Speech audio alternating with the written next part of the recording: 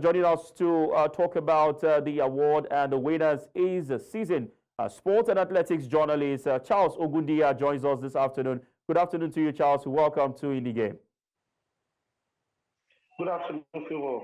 Good afternoon, everybody in the studio. All right, fantastic one for Africa and for Botswana. Letsile Tebogo winning the Athletes of the Year award. Amongst the nominees on that list, he was able to still pick the crown. I mean, it will be the first, of course, for him and, of course, the country of Botswana. What do you make of this award? And, of course, what does this mean for Africa in terms of the athletes across the world?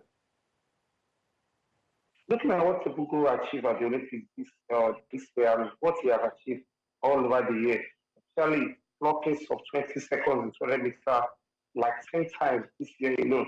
It has been a fantastic year for him. And you can imagine the set of people he ran against during the finals in Paris and coming top against the likes of Noah and the rest. It has been a good one for him. And winning this award is just like icing on the cake for an athlete who has put the continent on the world map, especially coming first Africa to win 200-meter gold medal at the Olympics, and also the first Botswana to achieve anything good at the Olympics. And if you look at it, he did not even achieve that alone. He led his country 4x400 meters team also to the silver medal at the Olympics. So it's a good one for him this year. And personally, I'm happy for what he has achieved and what he has done this year. All right, it's one thing to win an award, it's another thing to remain consistent.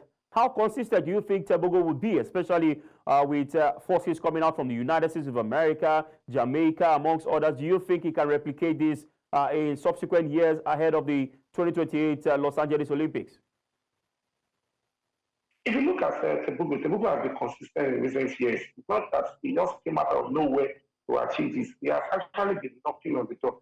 And I'm looking at it now, he's already prepared for the new year, thinking of starting by January and getting set for 2025 and see how far it can go. If you look at what happened to him at the Olympics, actually dropped 100 meters so that I can concentrate on that 200 meters. That shows somebody who is aware, who knows what's for, who is ready for the fight. He dropped 100 meters only to concentrate in 200 and the 4x4 relay. And you can see the results out there for him. He's not somebody that has not been there before. He has been consistent. For running sub 20 the whole year, almost 10 times, then you should expect him to do better.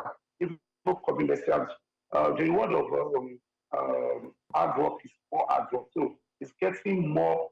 By the time he continues working, he will get more results for it. All right, and interestingly, we'll have to bring this back home, Charles.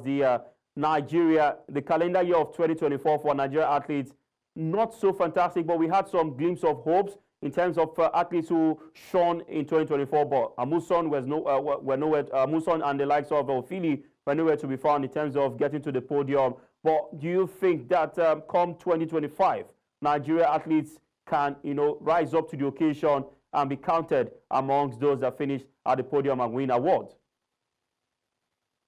Talking about to the Amuson this year, it has not been a really good year for her, and you can't really blame her as an athlete. She had a whole lot of crises around that, and personally, as a human being, such will definitely affect you. Yes, I'm not giving an excuse for her, but seriously, if as a human being you pass through what she passed through in more than almost 2 years since last year, to this moment, then it's going to be difficult. Talking about Ophili allowed the crisis around the Olympics to get to her, and that's what's really happened to her. But talking about this athlete, Ophili is still a young athlete, and have so many of them coming out from Nigeria who are still very, very, very young.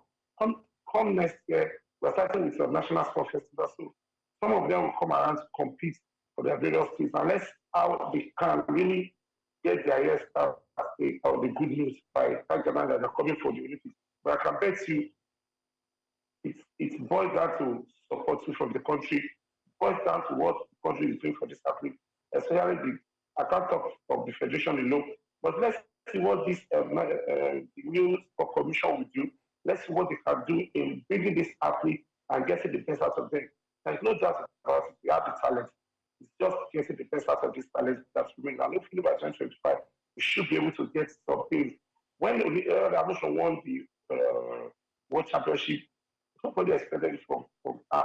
And it happened. So let's see how it can happen to us in 2025. All right, I must say a big thank you to you, Charles Ogundiya, for your quality time. I mean, we can only hope that, the things are done, the necessary I's are dotted and the T's are crossed ahead of 2025. Thank you very much for coming through.